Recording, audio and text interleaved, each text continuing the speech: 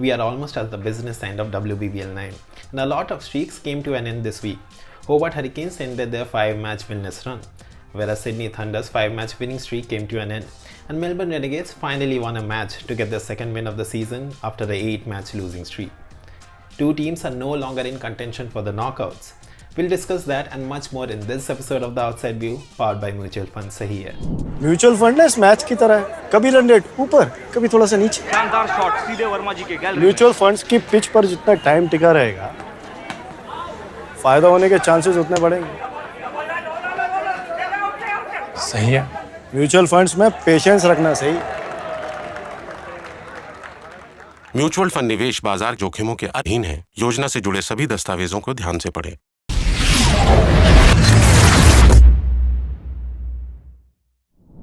So the dates for the WBBL09 final series have been announced, and the same structure and format will be followed for the third consecutive year. On November 28 and 29, we'll have the eliminator and the challenger respectively, and on December 2nd, the big final, where the first place team will await the winner of the challenger. However, the two Melbourne teams would certainly not be a part of the final series. Melbourne Stars and Renegades occupy the bottom two places of the table, and they have been knocked out of WBBL09. But on the upper half of the table, there's some serious competition going on for the top place and the top 4 places. So the week started with Beth Mooney scoring her third WBBL century against Sydney Thunder, and following it up with another unbeaten 91 against Sixers. But Sydney Thunder got their revenge soon, with Jamari Atapatu starting with the bat and the ball in a thumping win against the Scorchers today.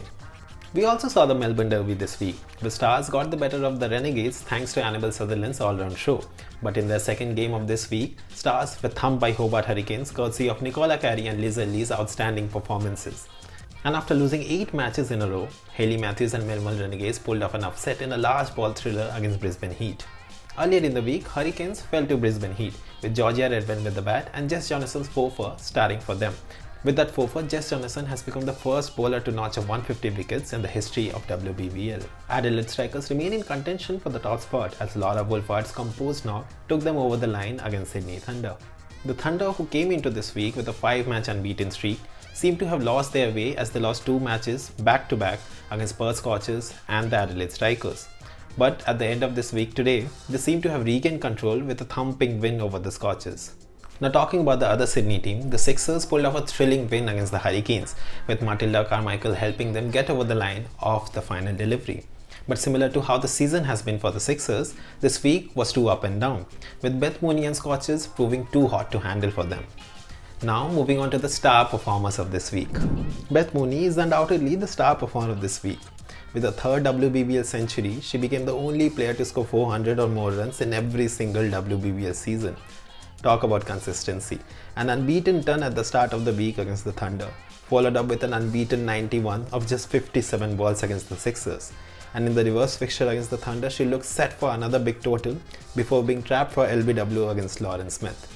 With 2 more league matches and possibly the knockouts to go for the Scorchers, it would be interesting to see if Mooney can cross the 743 run mark, her personal best season total which she accumulated in WBBL5. Our second star performer from this week is also from Perth Scorchers, Chloe Ainsworth.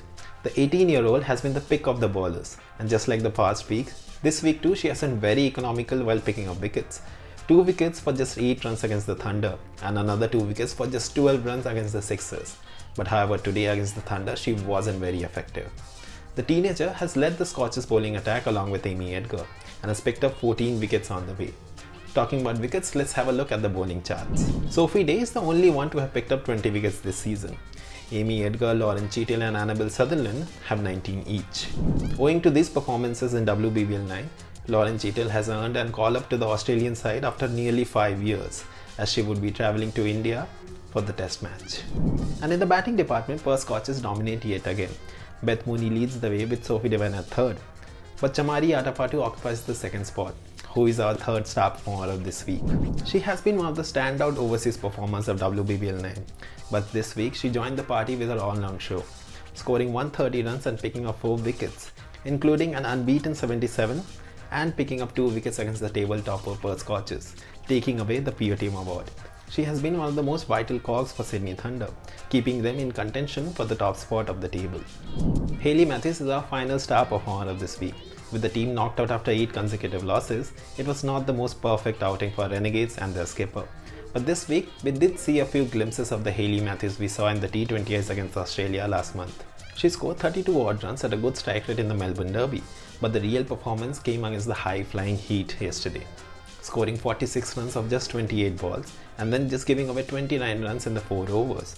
And the main part is she defended just 5 runs in the final over to get Renegades a much needed break.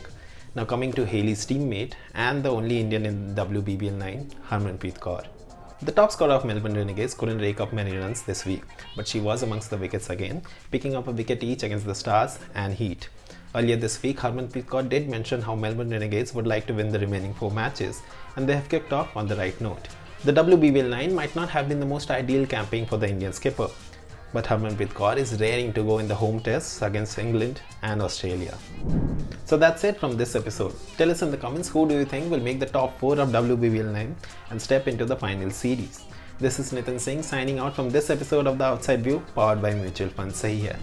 Mutual fund ना इस match की तरह है, कभी run rate ऊपर कभी थोड़ा सा नीचे। शानदार शॉट सीधे वर्मा जी के गैलरी। म्यूचुअल फंड्स की पिच पर जितना टाइम टिका रहेगा, फायदा होने के चांसेस उतने बढ़ेंगे। सही है। म्यूचुअल फंड्स में पेशेंस रखना सही। म्यूचुअल फंड निवेश बाजार जोखिमों के अधीन है। योजना से जुड़े सभी दस्तावेजों को ध्यान से पढ़ें।